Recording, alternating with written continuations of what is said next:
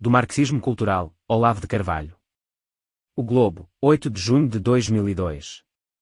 Segundo o marxismo clássico, os proletários eram inimigos naturais do capitalismo. Lenin acrescentou a isso a ideia de que o imperialismo era fruto da luta capitalista para a conquista de novos mercados. Conclusão inevitável: os proletários eram também inimigos do imperialismo e se recusariam a servi-lo num conflito imperialista generalizado.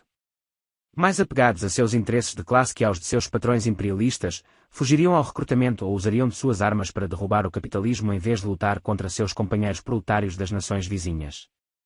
Em 1914, esse silogismo parecia a todos os intelectuais marxistas coisa líquida e certa. Qual não foi sua surpresa, portanto, quando o proletariado aderiu à pregação patriótica, alistando-se em massa e lutando bravamente nos campos de batalha pelos interesses imperialistas?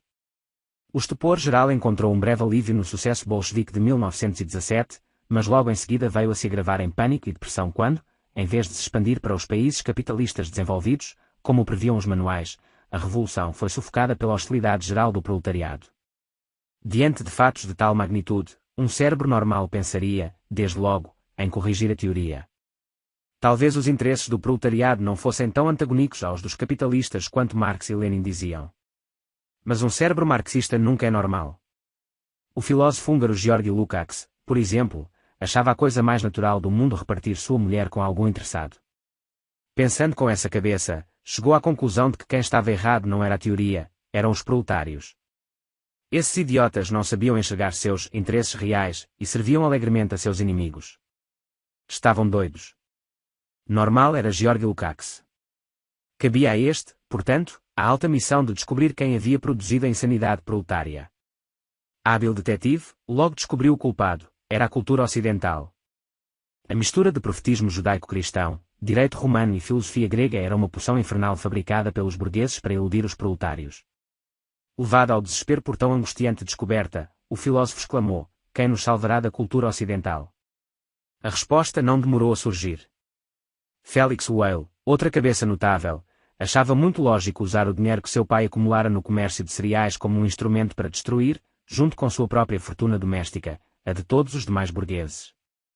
Com esse dinheiro ele fundou o que veio a se chamar Escola de Frankfurt, um think tank marxista que, abandonando as ilusões de um levante universal dos proletários, passou a dedicar-se ao único empreendimento viável que restava: destruir a cultura ocidental.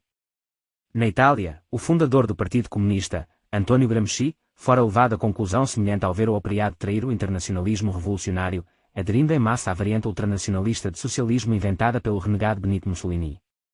Na verdade, os próprios soviéticos já não acreditavam mais em proletariado. Stalin recomendava que os partidos comunistas ocidentais recrutassem, antes de tudo, milionários, intelectuais e celebridades do show business. Desmentido pelos fatos, o marxismo iria à forra por meio da autoinversão.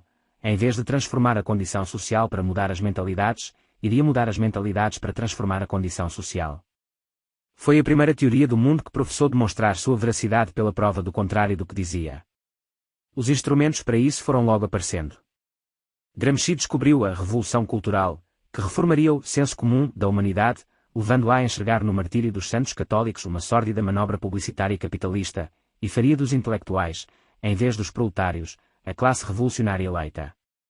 Já os homens de Frankfurt, especialmente Horkheimer, Adorno e Marcuse, tiveram a ideia de misturar Freud e Marx, concluindo que a cultura ocidental era uma doença, que todo mundo educado nela sofria de personalidade autoritária, que a população ocidental deveria ser reduzida à condição de paciente de hospício e submetida a uma psicoterapia coletiva.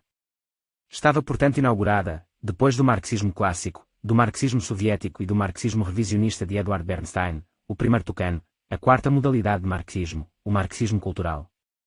Como não falava em revolução proletária nem pregava abertamente nenhuma truculência, a nova escola foi bem aceita nos meios encarregados de defender a cultura ocidental que ela professava destruir.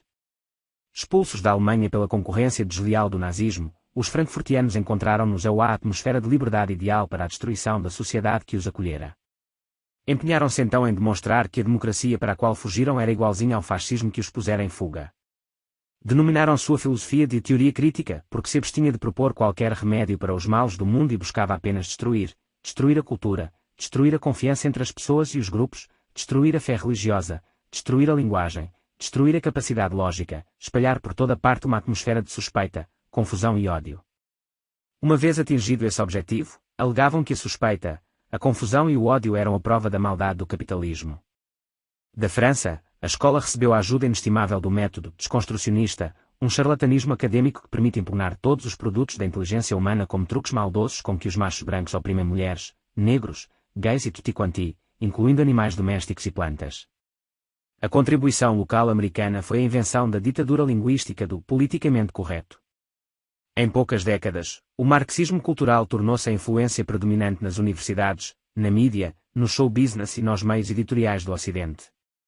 Seus dogmas macabros, vindo sem o rótulo de marxismo, são imbecilmente aceitos como valores culturais supra-ideológicos pelas classes empresariais e eclesiásticas cuja destruição é o seu único e incontornável objetivo. Dificilmente se encontrará hoje um romance, um filme, uma peça de teatro, um livro didático onde as crenças do marxismo cultural, no mais das vezes não reconhecidas como tais, não estejam presentes com toda a virulência do seu conteúdo calunioso e perverso. Tão vasta foi a propagação dessa influência, que por toda parte a ideia antiga de tolerância já se converteu na tolerância libertadora proposta por Marcuse, toda a tolerância para com a esquerda, nenhuma para com a direita. Aí aqueles que vetam e boicotam a difusão de ideias que os desagradam não sentem estar praticando censura, acham-se primores de tolerância democrática. Por meio do marxismo cultural, toda a cultura transformou-se numa máquina de guerra contra si mesma, não sobrando espaço para mais nada.